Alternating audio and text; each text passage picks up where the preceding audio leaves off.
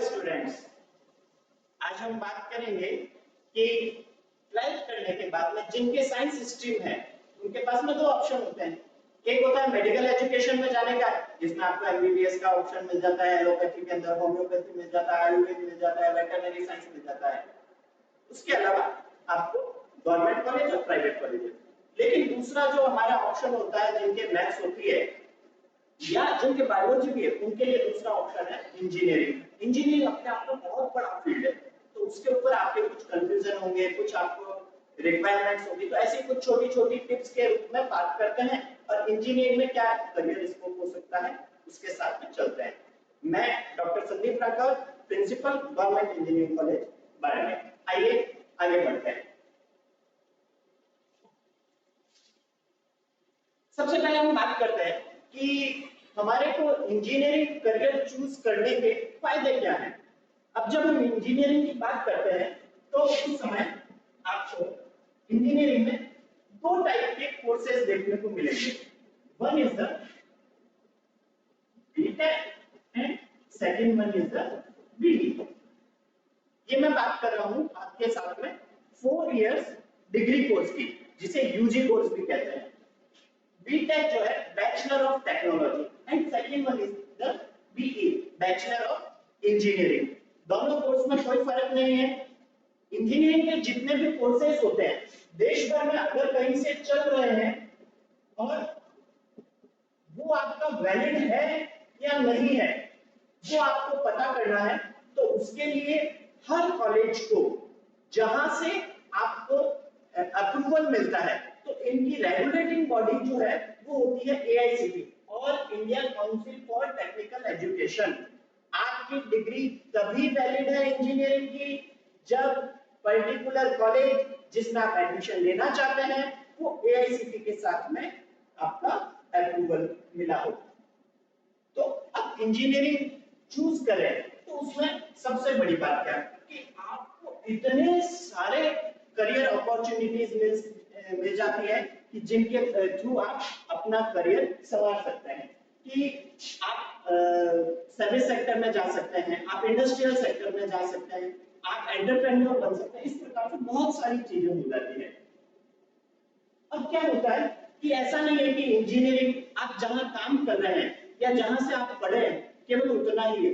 Engineering particular institution के साथ करने के बाद में आपके लिए पूरी दुनिया काम करने के लिए खुली हुई। आप देखते होंगे छोटे छोटे कॉलेज से, छोटी छोटी जगह से आते हैं, फिर हमारे को पता लगता है कि इनका गूगल में अपॉइंटमेंट हो गया है, इनका माइक्रोसॉफ्ट में हो गया है या फेसबुक में हो गया है, या ऐसी कोई कंपनी है, कोई ऑटोमोबाइल की कंपनी है जर्मन बेस्ड, उसके अंदर जा रहे हैं। तो ये कैसे पॉसिबल होता है कि आप जो बेसिक टेक्नोलॉजी या बेसिक इंजीनियरिंग पढ़ते हैं वो इतनी साउंड होती है कि एप्लीकेशन के पोर्शन के साथ में अपने आप को आपने नर्चर किया इन 4 सालों में, तो आप कहीं पर भी जा सकते हैं। उसके बाद में मार्केट में जब जाएंगे तो आज की डेट में सब क्या चाहते हैं कि हमारे को एक अच्छा पैकेज मिले, अच्छी सैलरी मिले, हम फाइनेंशियल सिक्योर हो। तो फाइनेंशियल सिक्योर के लिए बाकी फील्ड्स में जितनी ग्रोथ की स्पीड होती है उससे कहीं फार बेटर जो ग्रोथ है वो आपको इंजीनियरिंग के साथ में मिलती है। मे भी पॉसिबल कि आपको स्टार्टिंग में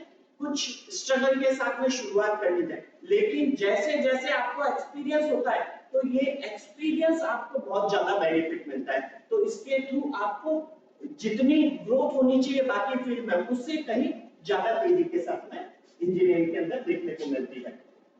अभी आप लोग देख रहे हैं सभी कुछ टेक्नोलॉजी के थ्रू आपकी जितनी भी अलग अलग ब्रांचेस हैं, ब्रांचेस यानी कि आपने जैसे इंजीनियरिंग कर रहे हैं पर उसके साथ में आप कंप्यूटर साइंस में कर रहे हैं, कंप्यूटर साइंस में भी और ज्यादा स्पेशलाइजेशन हो जाते हैं, आर्टिफिशियल इंटेलिजेंस हो जाएगा, डेटा साइंस हो जाएगा, इंफॉर्मेशन टेक्नोलॉजी के अंदर हो जाएगा, और भी बहुत सारी ब्रांचेस है।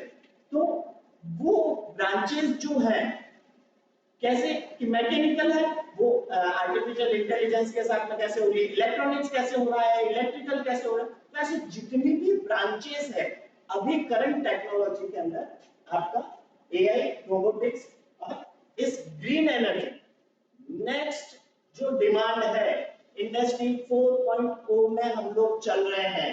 जो नेक्स्ट डिमांड है उसके अंदर ग्रीन एनर्जी, फॉसिल फ्यूल से बाहर आना है, हमारी जो मानव सभ्यता है वो सारी की सारी जो अर्थ के थ्रू मिल रहे हैं फ्यूल, उनसे हम बहुत बाहर आकर के जो नेचुरल रिसोर्सेज है जिसके थ्रू कार्बन एमिशन मिनिमम है, नेग्लेजिबल है, उसके ऊपर जाना है। तो next target is green energy.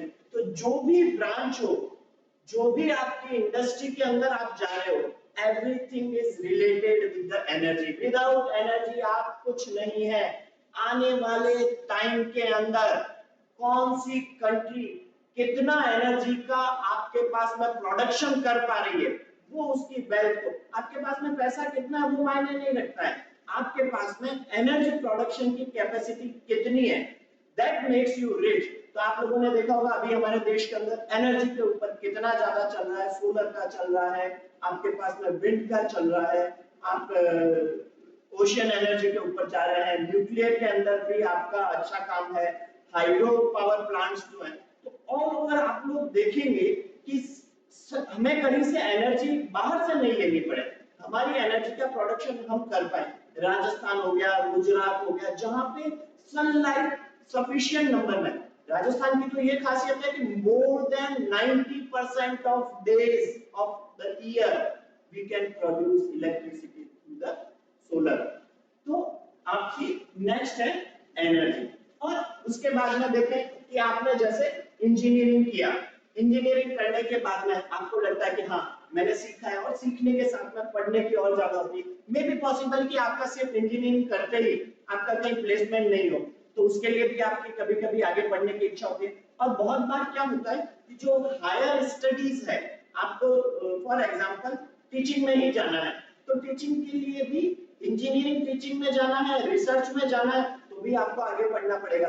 तो इसके लिए जो एग्जाम होता है वो गेट का एक एग्जाम होता है। अगर आपका फील्ड इंजीनियरिंग का ही चूज करते हैं आप हायर स्टडीज के लिए, तो आईआईटी वगैरह ऐसे एनआईटी या देश भर के और भी जो रेप्यूटेड इंस्टीट्यूशन है, उसमें आपने अगर गेट को क्रैक किया है, गेट की आपकी रैंकिंग है, और हर इंस्टीट्यूशन की अपनी अपनी रैंकिंग के अनुसार अलग अलग ब्रांचेस में डिमांड होती है, और वहां आप फिट करके हायर स्टडीज के अंदर आप आईआईटी भी जा सकते हैं। उसके अलावा जीआरई वगैरह, टॉफिल और बहुत सारे एग्जाम्स हैं। अगर आप एमबीए करना चाह रहे हैं तो आप उसके बाद में एमबीए भी कर सकते हैं। एक बहुत ही शानदार कॉम्बिनेशन होता है इंजीनियरिंग प्लस एमबीए का, तो आप इंडस्ट्रियल रेडी प्रोडक्ट बन जाते हैं, क्योंकि आपको मार्केटिंग, बिजनेस, फाइनेंस, ये सारी चीजें एमबीए में बहुत अच्छे से सीखने को पड़ती है, और टेक्नोलॉजी आप लोग इंजीनियरिंग में सीख करके आए होते हैं। तो बीटेक प्लस एमबीए, बीटेक या बी प्लस एमबीए, ये आपको बहुत ज्यादा एनरिच कर देता है। तो इसीलिए कई बार कई स्टूडेंट्स का टारगेट होता है कि शुरुआत इंजीनियरिंग से करते हैं और अपने आप को नरिश दूसरे फील्ड के साथ में भी करते हैं। तो हायर स्टडीज इंजीनियरिंग के बाद में आपका बहुत बड़ा स्कोप है। और उसके बाद में स्टार्टअप एंड एंटरप्रेन्योरशिप, आत्मनिर्भर भारत। हमारे प्रधानमंत्री जी क्या कहते हैं? हमारे प्रधानमंत्री जी ये कहते हैं कि वोकल फॉर लोकल। दूसरी बात क्या कि हमारे फैमिली बिजनेस है, फैमिली बिजनेस को भी आपको करंट टाइम के अकॉर्डिंग चेंज करना पड़ेगा, उसे एनहेंस करना पड़ेगा, उसे एनरिच करना पड़ेगा। तो वो जिम्मेदारी किसकी? वो जिम्मेदारी हमारी, यानी जो स्टूडेंट इंजीनियरिंग करने के लिए आ रहे हैं उनकी जिम्मेदारी है। अपार्ट फ्रॉम योर ब्रांच, आपको इंजीनियरिंग एक माइंडसेट देती है। माइंडसेट क्या देती है कि ये जो 4 साल की इंजीनियरिंग है, इसके अंदर आप लाइफ कैसे जीनी है, आपको जो प्रॉब्लम्स आ गई है उन प्रॉब्लम्स को हैंडल कैसे करना है, यानी you will be solution oriented person. और क्या, आप अपने नॉलेज के बेस पे एप्लीकेशंस कैसे डेवलप कर सकते हैं, यानी आप अपनी लाइफ को सुविधाजनक कैसे कर सकते हैं। और जब इसका आप मैनेजमेंट और बिजनेस के अकॉर्डिंग सोचने लग जाएंगे, तो उसके बाद में आप किसी प्रोडक्ट को डेवलप करेंगे, आप कोई सर्विस डेवलप करेंगे, या अपना एक बहुत बड़ा पूल भी बना सकते हैं अपने जैसे इंजीनियर, और सोसाइटी की सर्विस के लिए as well as your money, या इसको ओरिएंटेड एक कमर्शियल प्रोडक्ट के रूप में आप लोग अपने नॉलेज को सामने लेकर आएंगे। तो स्टार्टअप जो नया डालना है, एंटरप्रेन्योरशिप यानी आप अपने थ्रू कई लोगों को रोजगार दे रहे हैं, तो इसमें फैमिली बिजनेस वगैरह ये जो भी चलाना है वो भी इसके साथ आपको कवर करता है। और नाउ डेज ऑपरेशन सिंदूर के बाद में जितना उभर के अपने देश में डिफेंस सेक्टर आ रहा है, यू कांट इमेजिन कि कितनी ट्रेमेंडस अपॉर्चुनिटीज हम लोगों के लिए खुल रही। इवन द स्टार्टअप और एंटरप्रेन्योरशिप, नए नए फ्रेश इंजीनियर अपने स्टार्टअप के थ्रू डिफेंस सेक्टर को बहुत ज्यादा हेल्प कर रहे हैं और अपनी कंपनी इतने जल्दी उठा रहे हैं कि आप कल्पना नहीं कर सकते। डिफेंस सेक्टर में आपका चाहे पावर जनरेशन को लेकर के हो, चाहे आपकी मिसाइल टेक्नोलॉजी हो, मिसाइल टेक्नोलॉजी जैसे ही आएंगे तो आपके पास तो उसमें केमिकल्स आ जाएंगे, फ्यूल्स वगैरह के साथ में आप कैसे हैंडल करेंगे, आपकी केमिकल इंजीनियरिंग आ गई, आपकी वो मशीनरी कैसी होगी, आपकी मैकेनिकल इंजीनियरिंग आ गई, आपकी उसकी बॉडी कैसे होगी, कैसे वो आइडेंटिफाई नहीं हो तो आपकी उसमें मटेरियल साइंस इंजीनियरिंग आ गई, आपके पास में वो मिसाइल कम्युनिकेट कैसे करेगी तो उसके लिए आपके पास में कम्युनिकेशन इंजीनियरिंग आ गई, आपकी उसकी सर्किटरी कैसे रहेगी तो उसके अंदर आपकी इलेक्ट्रॉनिक्स इंजीनियरिंग आ गई, उसको पावर सप्लाई कैसे रहेगी, वो पावर में जनरेट जो भी हुआ है कंबस्शन तो उसको पावर में कैसे जनरेट हो रहा है, उसकी आपकी सेटअप कैसे करेंगे, आपकी इलेक्ट्रिकल इंजीनियर। तो फुल फ्लैश पैकेज। एक एग्जांपल लिया हमने किसका, सिर्फ मिसाइल का, तो सिर्फ मिसाइल नहीं, आपके पास में टैंक हो गए, एयरक्राफ्ट हो गए, आर्मी के बहुत सारे इक्विपमेंट्स होते हैं। तो आज की तारीख में इतनी ज्यादा डिमांड डिफेंस सेक्टर के अंदर अपने देश में आने वाली है कि हम लोग इस करियर पाथ के थ्रू बहुत आगे बढ़ सकते हैं। आइए नेक्स्ट स्लाइड पे चलते हैं।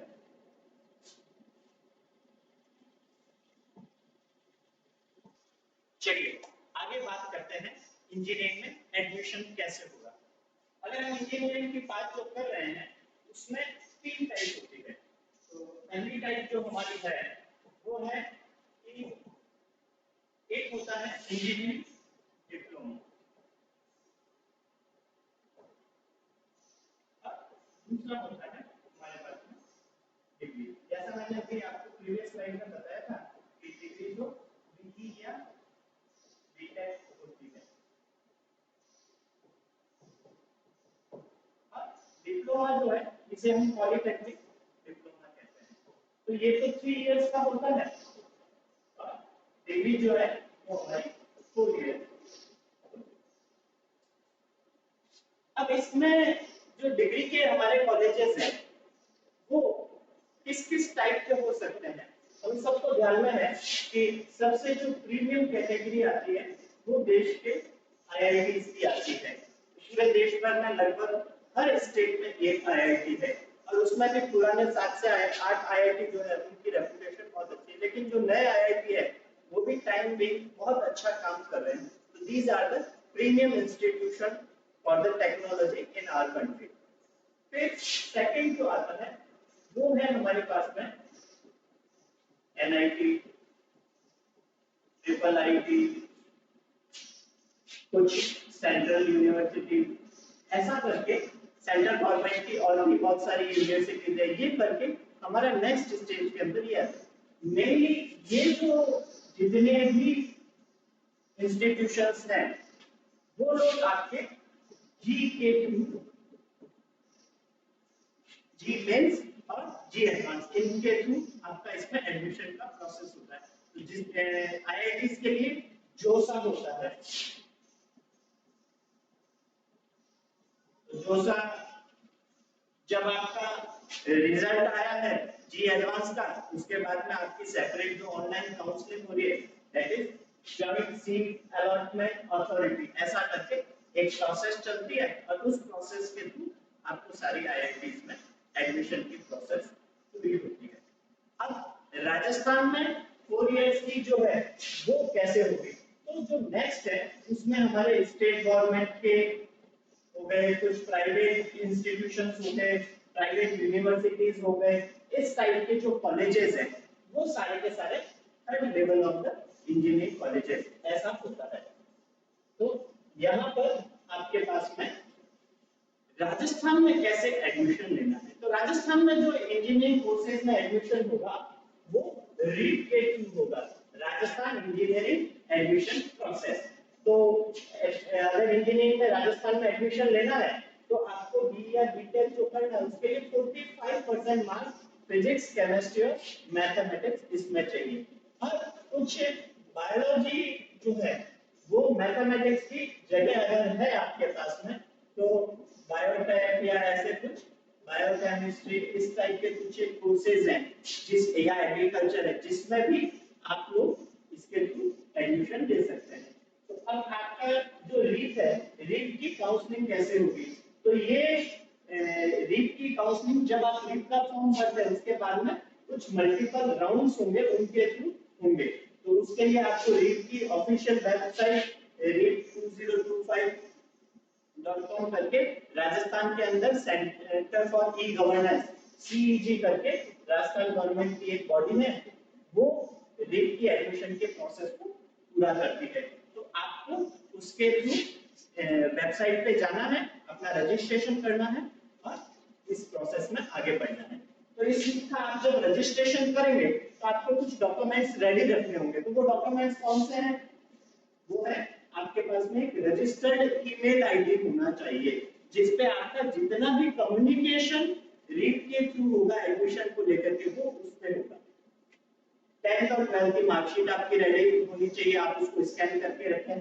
फिर आपका मूल निवासी और रिजर्वेशन, अगर आपका कोई भी टाइप की कैटेगरी के अंदर रिजर्वेशन है तो आप जब रीट की वेबसाइट पे जाएंगे तो आपको सारा मिलेगा, एससी में कितना है, एसटी में कितना है, ओबीसी में कितना है, ईडब्ल्यूएस में कितना है, कश्मीरी माइग्रेंट्स में कितना है, एक्स सर्विस में।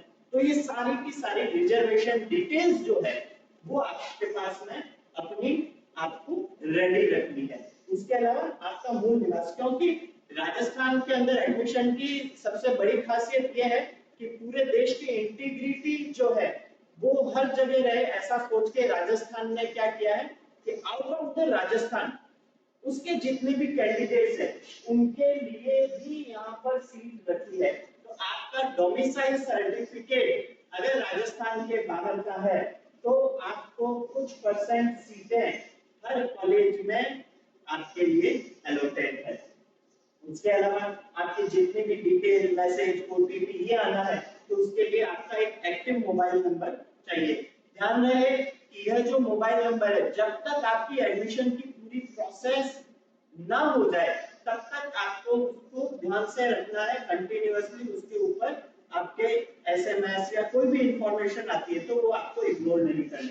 उसके बाद में आपके पास में पासपोर्ट साइज की फोटोग्राफ उसको स्कैन करके रखना है, सिग्नेचर स्कैन करके रखना है। तो उसका जो भी फॉर्मेट आपको वेबसाइट पे बताया होगा उस फॉर्मेट के अनुसार आप उसे, अगर उसकी मेमोरीज जो है वो कम करनी हो तो आप उसे कंप्रेस भी कर लें। और वैलिड आईडी प्रूफ, आपका पैन हो गया, आधार हो गया, लाइसेंस, ड्राइविंग लाइसेंस हो गया, इस टाइप से आपकी आईडी भी आपके पास में होनी चाहिए।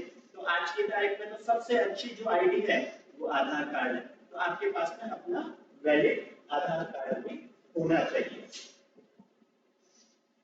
अब आप जब इसके ऊपर जाएंगे तो नेक्स्ट प्रोसेस के अंदर आपको करना क्या है? तो रीड में सबसे पहले आप रजिस्ट्रेशन करेंगे। तो उसके ऊपर आपका ऑफिशियल वेबसाइट पे एक रजिस्ट्रेशन की प्रोसेस है जिसमें आपकी बेसिक डिटेल्स और अभी जो मैंने डॉक्यूमेंट बताया तो वो जहां-जहां आपको अपलोड करना बताया हुआ हो वो आपको अपलोड करना रहेगा। उसके बाद में इस साल जो है वो एडमिशन की फीस जो है, इसकी रजिस्ट्रेशन की फीस वो 590 रुपीस है। तो आपको जितनी फीस बताई है, जिस चैनल के लिए मल्टीपल मोड्स हैं आपके, उसके थ्रू आप अपनी फीस डिपॉजिट करें।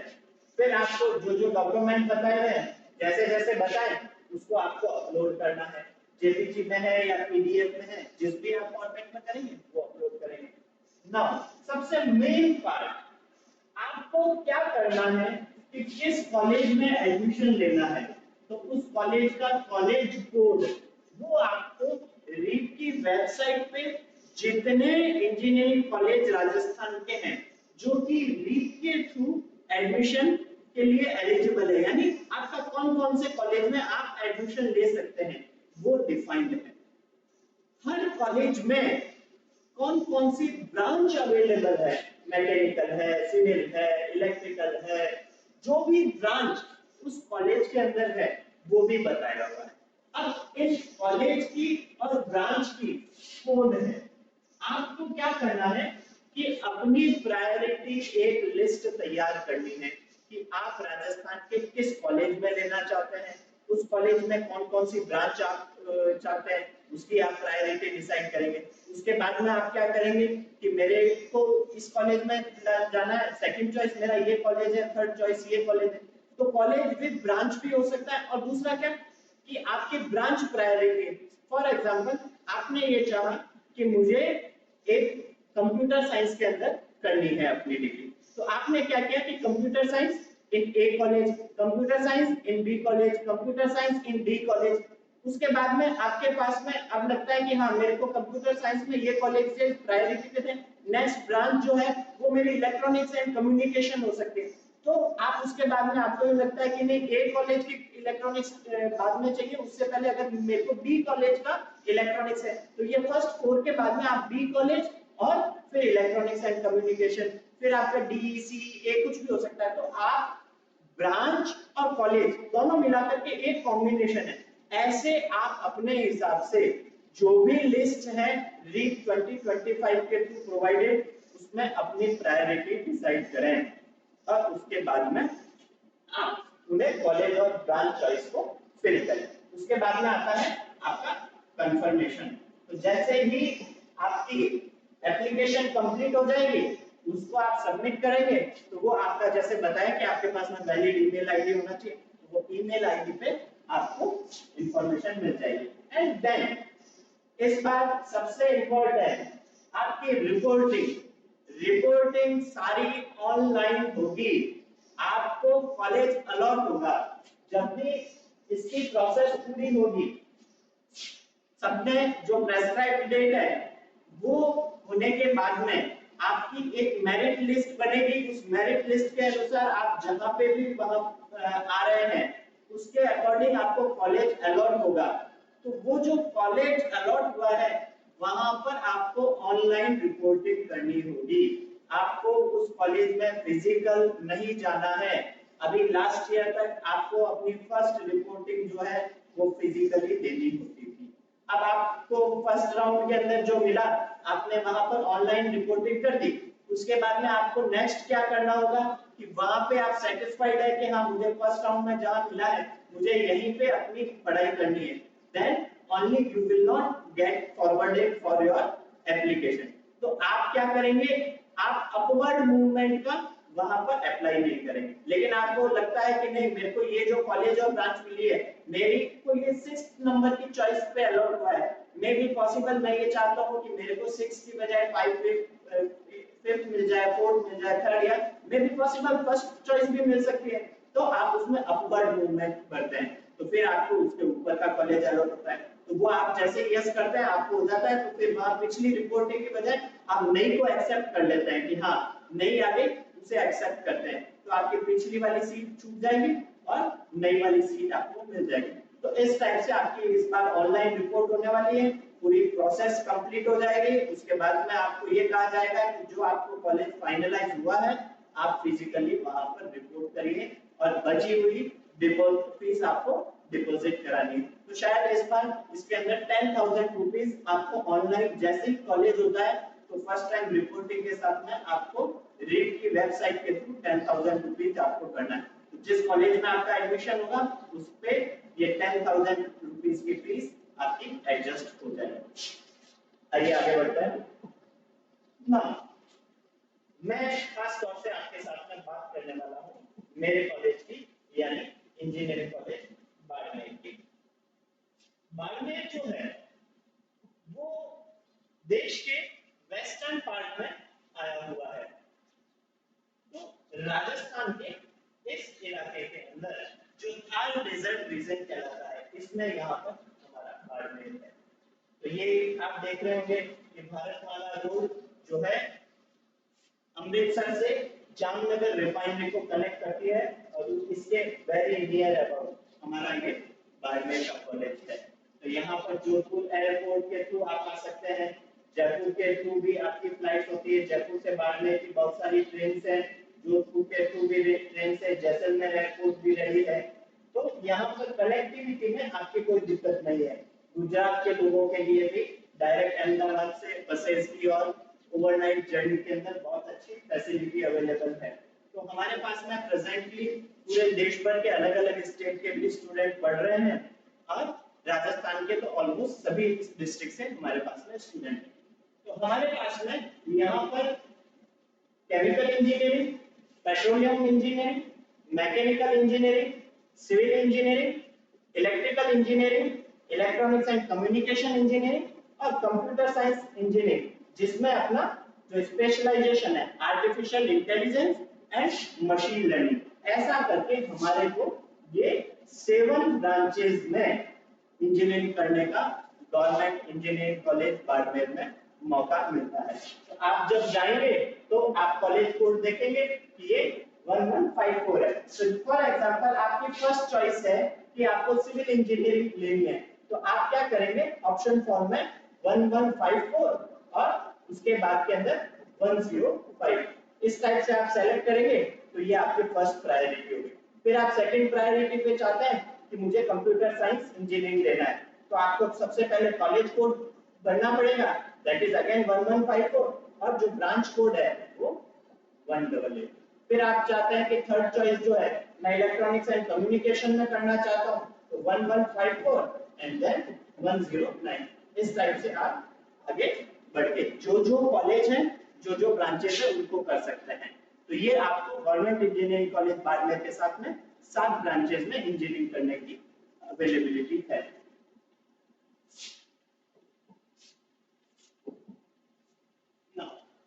पेट्रोलियम इंजीनियरिंग में हम इंडिविजुअली ब्रांच को भी यहाँ पे डिस्कस करते हैं। तो पेट्रोलियम इंजीनियरिंग ऐसा है कि राजस्थान के अंदर बाड़मेर में बहुत अच्छे अमाउंट में क्रूड ऑयल मिलता है। तो ये जो क्रूड ऑयल है, तो इस क्रूड ऑयल को निकालने के बाद में रिफाइनिंग के लिए बाड़मेर के नियर अबाउट 1800 किलोमीटर पे हिंदुस्तान पेट्रोलियम और राजस्थान गवर्नमेंट मिल करके एक प्रोजेक्ट है रिफाइनरी का, HRRL रिफाइनरी कहलाती है। तो ये भी almost more than 70,000 crore rupees का प्रोजेक्ट है। तो यहाँ पे भी बहुत सारी अपॉर्चुनिटीज है और सिंस 2010 यहाँ से खूब सारा क्रूड ऑयल हमारे को मिल रहा है।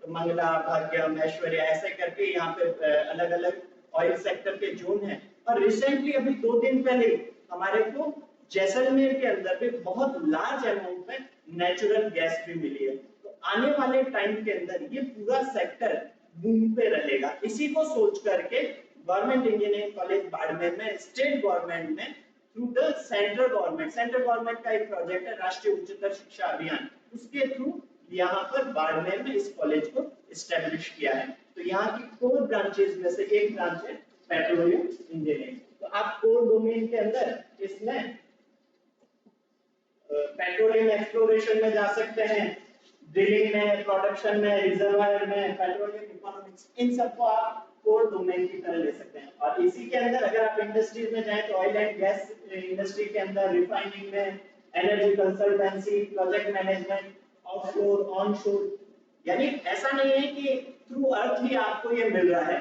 आपको थ्रू सी भी यहाँ पर इसके एक्सप्लोरेशन के कारण से पेट्रोलियम के अंदर बहुत सारी अपॉर्चुनिटी मिल जाती है। तो आने वाले टाइम के अंदर शेल गैस ये भी बहुत अच्छे से चल रहा है, कैप्चरिंग एंड स्टोरेज ये बहुत अच्छा अभी इन दिनों चल रहा है।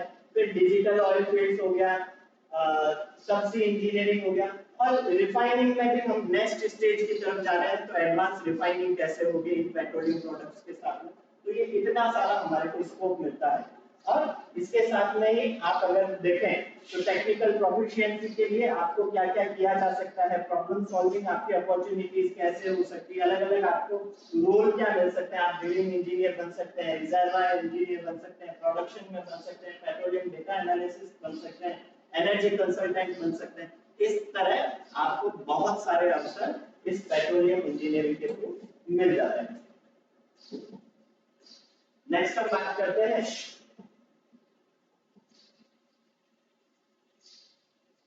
Chemical engineering.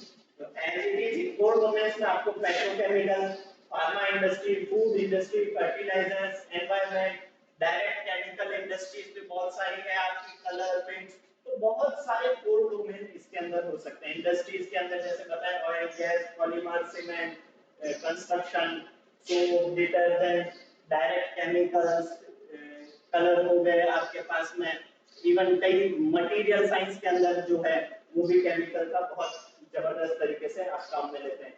अब बायोटेक्नोलॉजी के अंदर यानी केमिकल और रिसेंटली जो हमारे को रिक्वायरमेंट है बायोटेक्नोलॉजी, उसको मर्ज करके nano technology, green technology, AI, AI के साथ में भी केमिकल का अमाउंट कैसे करना है, कितना है, उसको सेट करने के लिए भी आर्टिफिशियल इंटेलिजेंस के साथ में भी मिलकर के केमिकल इंजीनियरिंग में बहुत अच्छा अभी काम हो सकता है। तो इसमें आपको टेक्निकल प्रोफिशिएंसी के अंदर क्या क्या सिखाया जाएगा, क्या क्या हमारे को सीखना होता है इन 4 सालों में, फिर प्रॉब्लम सॉल्विंग अपॉर्चुनिटीज या हमारे लिए क्या क्या करने को होगा वो पता लगेगा। आप इसके through process engineer, safety engineer, research scientist, खूब सारे आपके पास में करियर अपॉर्चुनिटीज इस केमिकल इंजीनियरिंग ब्रांच के थ्रू मिलती है। नेक्स्ट चलते हैं। नेक्स्ट हम बात करेंगे मैकेनिकल इंजीनियरिंग की। तो मैकेनिकल इंजीनियरिंग जो है ये इंजीनियरिंग के कोर ब्रांचेस में से हार्ड जो है वो कहलाती है मैकेनिकल इंजीनियरिंग। तो जितनी भी मशीन्स हैं उनकी मैन्युफैक्चरिंग हो गई, उनकी डिजाइनिंग हो गई, ये सारा करके कोर डायमेंशन में रोबोटिक्स हो गया, मटेरियल साइंस हो गया, कैड कैम के थ्रू डिजाइनिंग हो गई आपके पास में। इंडस्ट्रीज कौन कौन सी इसके साथ एसोसिएटेड रहती है, automobile, aerospace, energy, manufacturing, defence sector, railway, robotics, automation, ये सारी इंडस्ट्रीज इस मैकेनिकल इंजीनियरिंग के साथ में एसोसिएटेड है। ऐसा कुछ भी नहीं है जो मशीन के बिना बनता हो। तो जहां पे भी मोटर्स की बात आएगी, आपके मोशन की, मूवमेंट की बात आएगी, डायनामिक्स जहां पे भी होगा वहां आपकी मैकेनिकल इंजीनियरिंग डेफिनेटली होगी। इसमें प्रेजेंटली हम लोग देख रहे हैं कि ईवी जो है ऑटोमोबाइल के अंदर, नेक्स्ट जो है हम जो फॉसिल फ्यूल के थ्रू कंबशन के थ्रू जो हो रहा था आईसी इंजन जो थे, उससे हम अब मोटर बेस्ड इलेक्ट्रिकल व्हीकल्स पे जा रहे हैं। तो ईवीज हो गई, 3D प्रिंटिंग हो गई, जितने भी मॉडलिंग वगैरह बन रही है आजकल के थ्रू, कोई डिवाइसेस बन रही है, कुछ भी इक्विपमेंट बन रहे हैं, इवन हाउसेस बन रहे हैं, सभी के सभी 3D प्रिंटिंग के थ्रू डिजाइन होकर के आ रहे हैं। एआई मैन्युफैक्चरिंग के अंदर भी एआई का यूज हो रहा है, स्मार्ट मटेरियल्स आ रहे हैं। अभी आप लोगों ने देखा होगा कि इंडियन जो भी रडार थे उन्होंने बहुत अच्छे से तो कैप्चर कर लिया पाकिस्तान के जितने भी आपके पास में ड्रोन वगैरह थे, लेकिन हमारा ड्रोन या हमारी मिसाइल कैसे ट्रेस नहीं हो पाती। तो वो इस टाइप के मटेरियल होते हैं जिसके थ्रू आपका रडार नहीं होता है। तो स्टिल्थ टेक्नोलॉजी के भी आपका इसके अंदर बहुत काम होता है। रिन्यूएबल एनर्जी स्कीम जो है उसमें भी आपको मैकेनिकल को बहुत अच्छे से देखने को काम मिलेगा। देन टेक्निकल प्रोफिशिएंसी आपको जो देखने को मिलेगी वो उसमें आपको AutoCAD, ANSYS, SolidWorks, CNC programming, CNC के थ्रू मैन्युफैक्चरिंग और डिजाइनिंग इतनी इजी हो गई आने वाले टाइम में कि इसकी प्रोफिशिएंसी के साथ में इंजीनियर्स बहुत अच्छा अर्न कर सकते हैं। प्रॉब्लम सॉल्विंग के अंदर ये जो भी आपको अपॉर्चुनिटीज मिलती है वो ये है। करियर रोल्स में आप design engineer, maintenance engineer, production engineer, thermal engineering, R and D खूब काम कर सकते हैं। रेलवे के अंदर भी आपके पास में इंजन्स वगैरह टेक्नोलॉजी के साथ में बहुत अच्छा इसको देखने को मिलता है। नेक्स्ट चलते हैं हम सिविल इंजीनियरिंग। तो जैसे मैंने मैकेनिकल बताया कि ये कोर ब्रांचेस में से एक है, तो ऐसे ही हमारे पास में सिविल इंजीनियरिंग जो है वो भी कोर ब्रांचेस में है। तो जितने भी बिल्डिंग्स वगैरह आप देखते हैं, स्ट्रक्चर या ट्रांसपोर्टेशन के लिए रोड्स वगैरह, जितने भी मींस ऑफ ट्रांसपोर्टेशन है उन सभी के लिए जियो टेक्निकल, एनवायरमेंटल, वाटर रिसोर्स, जितने भी डैम्स वगैरह हैं उनकी क्या टेक्नोलॉजी होगी, आपका कैनाल सिस्टम या वाटर ट्रांसपोर्टेशन कैसे होगा, वो सारा का सारा इसमें कंस्ट्रक्शन मैनेजमेंट। तो बहुत सारे कोर डोमेन्स हो सकते हैं। ऐसे इंडस्ट्रीज के अंदर भी real estate, infrastructure, highways, public PWDs हो गए, आपके अर्बन डेवलपमेंट के, ये जितने भी हैं वो सब आपके पास में यहाँ पर काम करने को फील्ड है। इमर्जिंग एरियाज क्या है कि अभी आप देख रहे होंगे कि स्मार्ट सिटीज को बड़ा प्रमोट किया जा रहा है। बिल्डिंग भी जहाँ पे एनर्जी की रिक्वायरमेंट कम रहे, आपका मटेरियल कम से कम वेस्ट हो, उस टाइप से ग्रीन बिल्डिंग्स आप देखने को मिलेंगे। बिल्डिंग इंफॉर्मेशन मॉडलिंग की जाती है करंट टाइम के अंदर, ताकि आपकी बिल्डिंग जो है उसके जितने भी इंफॉर्मेशन की मॉनिटरिंग हो गई, उसकी आगे की प्रोसेस होगी, तो उसकी आपको मॉडलिंग करना रहेगा बिल्डिंग बनने से पहले और एग्जिस्टेंस के टाइम भी। तो उसके थ्रू आपका इतनी ज्यादा सस्टेनेबिलिटी होती है उस पे काम हो गया। तो sustainable infrastructure, 3D concrete printing हो गई, जीआईसी रिमोट सेंसिंग हो गई। तो ऐसा करके आपके साथ बहुत बड़ा फील्ड है। अपने आप को जितना ज्यादा आप रिफ्रेश करते जाएंगे उतना ही ज्यादा इस सिविल इंजीनियरिंग में आप बढ़ते जाएंगे। तो सीखने को आपको बहुत सारा मिलता है यहाँ पर। तो ये सारे के सारे आप सीख सकते हैं। प्रॉब्लम सॉल्विंग अप्रोच कैसे हो सकती है, और साइट इंजीनियर का मौका हो गया, स्ट्रक्चरल हो गया, प्लानिंग हो गया, प्रोजेक्ट कोऑर्डिनेशन, क्वांटिटी सर्वे हो गया, बीआई हो गया, आपका कॉस्ट और एस्टिमेट प्रपोज करने के लिए इंजीनियर हो गया, अलग अलग पैनल्स में हो गए, गवर्नमेंट बॉडीज के अंदर यहाँ पे पूरा का पूरा रहता है जितना भी इंफ्रास्ट्रक्चर वगैरह बनना है। इवन डिफेंस सेक्टर में जितनी भी बड़ी बड़ी बड़ी ऑर्गेनाइजेशंस हैं, चाहे सीएसआई सीआईएसएफ हो या मिलिट्री आर्मी हो गई, आपकी एयरफोर्स हो गई, इन सब में भी सिविल इंजीनियरिंग का पूरा स्कोप रहता है। तो नेक्स्ट हमारा आता है इलेक्ट्रिकल इंजीनियरिंग। तो इलेक्ट्रिकल इंजीनियरिंग भी ऐसे ही 4 ब्रांचेस में एक है। तो इसमें आपका power system, electrical machines, control system, power electronics, instrumentation, high voltage engineering, production, generation, ये सारा का सारा जो है वो आपको इन इंडस्ट्रीज के साथ में देखने को मिलेगा। बाड़मेर की सबसे बड़ी खासियत ये है कि मैक्सिमम टाइम आपके पास में सन की अवेलेबिलिटी रहती है। तो ये सनलाइट की जो अवेलेबिलिटी है मोर देन 90% रहती है। तो यहाँ पे बहुत तेजी से सोलर पार्क्स डेवलप हो रहे हैं। लोग यहाँ पे स्टार्टअप के थ्रू भी इस सेक्टर में आ रहे हैं। विंड की बहुत अच्छी हो रही है। तो जैसलमेर बाड़मेर ये जो पूरा जोन है, आपको यहाँ पे बहुत सारी विंड मिल्स देखने को मिल जाएगी। अच्छा प्रोडक्शन का काम है यहाँ पर। Emerging area as it is electrical engineering में ईवीज हो गए, स्मार्ट ग्रिड्स हो गए, स्मार्टली आपकी कितनी रिक्वायरमेंट पावर की है नहीं है, वो सारा का सारा यहाँ इंटरनेट ऑफ थिंग्स हो गया, एनर्जी स्टोरेज सिस्टम हो गया, ये सारा का सारा आने वाले टाइम में, जैसे मैंने आपको बताया कि एनर्जी जो है वो जिसके पास जितनी है वो उतना ही रिच है। अब ऐसे ही हमारे पास में जो है टेक्निकल प्रोफिशिएंसी के अंदर क्या क्या आप यहाँ पे सीख सकते हैं, क्या क्या आपको करने का मौका मिलेगा। प्रॉब्लम सॉल्विंग हो गई, ऐसे आपका करियर रोल्स क्या हो सकते हैं। आप power system engineer, automation engineer, electrical design engineer, renewable energy consultant, और गवर्नमेंट सेक्टर में जितनी भी एनर्जी सेक्टर में डिमांड्स हैं वो भी सारी के लिए इलेक्ट्रिकल इंजीनियरिंग की डिमांड रहती है।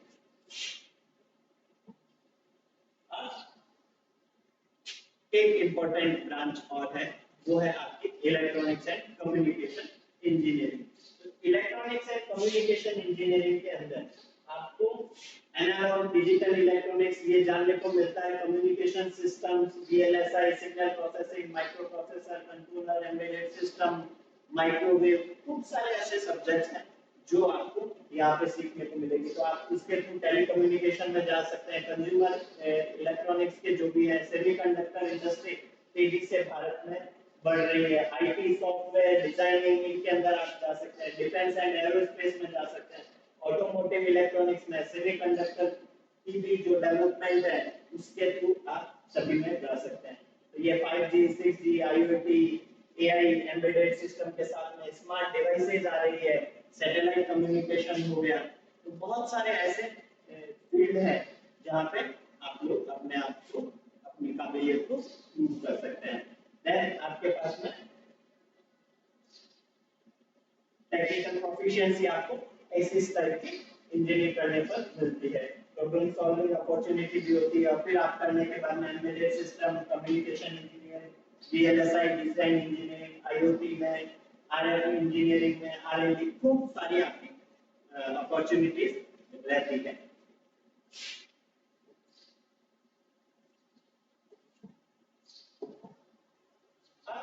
फाइनली 7th वन ब्रांच जो है हमारी वो है computer science, artificial intelligence and machine learning.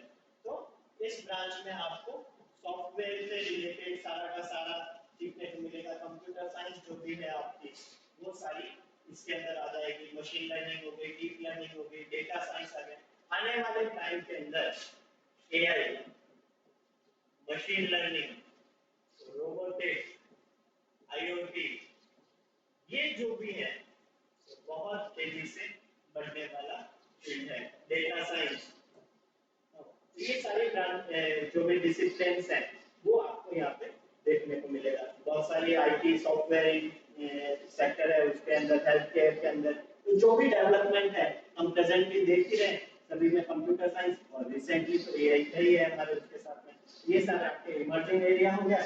ऐसे ही आपकी टेक्निकल प्रोफिशिएंसी कैसी कैसी आपके साथ में जुड़ेगी, प्रॉब्लम सॉल्विंग क्या, और AI, data science, software engineer, IT engineer, और ऐसा करके आप डेवलपर की भूमिका में है, रिसर्च की भूमिका में, तो आपके सारे बहुत सारे रोल भी यहाँ पर कंप्यूटर साइंस मिल जाते हैं।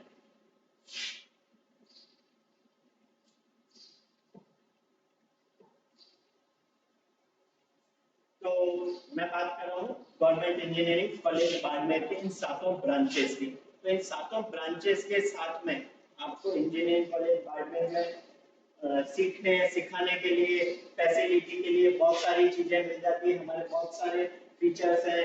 सबसे बड़ी बात यह है कि हमारे पास में एनसीसी और एनएसएस है। तो एनसीसी और एनएसएस के थ्रू आप लोग जो डिफेंस सेक्टर में जाना चाहते हैं, एसएससी एसएसबी के थ्रू, तो उनके लिए भी आपको बहुत अच्छी अपॉर्चुनिटी मिल जाती है। सीखने के लिए बहुत से प्लेटफॉर्म अवेलेबल है। आप अपनी थोड़ी सी चीज दिखाएंगे तो यहाँ पे बहुत सीख सकते हैं। और इंजीनियरिंग कॉलेज बाड़मेर में एडमिशन लेने के लिए इस हेल्पलाइन नंबर पर आप कांटेक्ट करें। यहाँ पर आपको एडमिशन से रिलेटेड, कॉलेज से रिलेटेड जो भी क्वेरीज है, जो भी आपके डाउट्स है, एकदम आप आराम से पूछ करके आगे बढ़ सकते हैं और इस इंजीनियरिंग कॉलेज बाड़मेर में आप एडमिशन ले सकते हैं। तो हमारी सोशल मीडिया पे भी बहुत अच्छी सी प्रेजेंस है, उसको हम अगली स्लाइड में देखते हैं। इंजीनियरिंग कॉलेज बाड़मेर क्योंकि गवर्नमेंट का कॉलेज है, इसलिए गवर्नमेंट की बहुत सारी स्कॉलरशिप यहाँ पर इजीली मिल जाती है। तो स्टेट गवर्नमेंट की जो भी है उत्तर मैट्रिक छात्रवृत्ति है वो अवेलेबल है। केंद्र सरकार की जो है वो एनएसपी छात्रवृत्ति योजना वो भी यहाँ पे मिल जाती है। एआईसीटी, जैसे मैंने आपको बताया कि हर इंजीनियरिंग कॉलेज की रेगुलेटिंग बॉडी है, तो उस एआईसीटी के थ्रू भी बहुत सारी स्कॉलरशिप है, वो भी यहाँ पर आप एडमिशन लेते हैं, अप्लाई करते हैं, आपकी एलिजिबिलिटी है तो मिलती है। आसपास के सेक्टर में सोशली कई लोग बहुत एक्टिव हैं, एनजीओ, तो गवर्नमेंट स्कूल्स में जो पढ़ के आए हैं और उसके बाद में गवर्नमेंट कॉलेज में ही अपनी स्टडी को आगे कंटिन्यू करते हैं, तो उनको भी ऐसी ऐसी बॉडीज आपको देती है। हमारे यहाँ पे प्रेजेंटली जेएसडब्ल्यू से, सुमेधा से, अजीम प्रेमजी फाउंडेशन और भी बहुत सारे ऐसे एसोसिएशंस हैं जिनसे यहाँ के स्टूडेंट्स को स्कॉलरशिप मिल रही है। राजस्थान गवर्नमेंट की फर्स्ट ईयर के अंदर अगर आपके पीछे से 11th-12th में जो मार्क्स आने चाहिए वो आ रहे हैं और उसके बाद में आप गवर्नमेंट कॉलेज के अंदर एडमिशन लेकर के आप अपनी पढ़ाई को कंटिन्यू करते हैं, तो फर्स्ट ईयर के अंदर आपको कल्पना चावला स्कूटी वितरण योजना जो है उसमें भी आपको स्कॉलरशिप के बेस में स्कूटी मिलती है। और हर स्टेट के अंदर अलग अलग टाइप की स्कीम चलती है, तो ऐसे ही कई सारे अदर स्टेट्स जो हैं वहां से अगर आप आते हैं और किसी गवर्नमेंट कॉलेज में, चाहे वो देश के किसी भी कोने में हो, वहां पे आप एडमिशन लेते हैं तो आपको वो पर्टिकुलर स्टेट गवर्नमेंट भी स्कॉलरशिप देता है। तो हमारे यहाँ बिहार के कई स्टूडेंट्स हैं, झारखंड के हैं, तो उनको वहाँ की स्टेट गवर्नमेंट जो अगर एलिजिबिलिटी क्राइटेरिया वहाँ का फुलफिल करते हैं तो उनको वहाँ से भी स्कॉलरशिप मिलती है। फाइनली ये हमारी सोशल मीडिया पे प्रेजेंस है, आप लोग देखें, जुड़े, एडमिशन लें और अपना करियर यहाँ पर बनाएं। आपकी कोई भी क्वेरी अगर कुछ भी हो, आप हेल्पलाइन नंबर पर हमारे साथ कांटेक्ट करें, हम उस आपकी क्वेरी को आपकी हेल्प करने की पूरी कोशिश करेंगे। आप सभी स्टूडेंट्स को जो आने वाले समय में इंजीनियरिंग करना चाह रहे हैं, सभी को मेरी ओर से all the best. Thank you.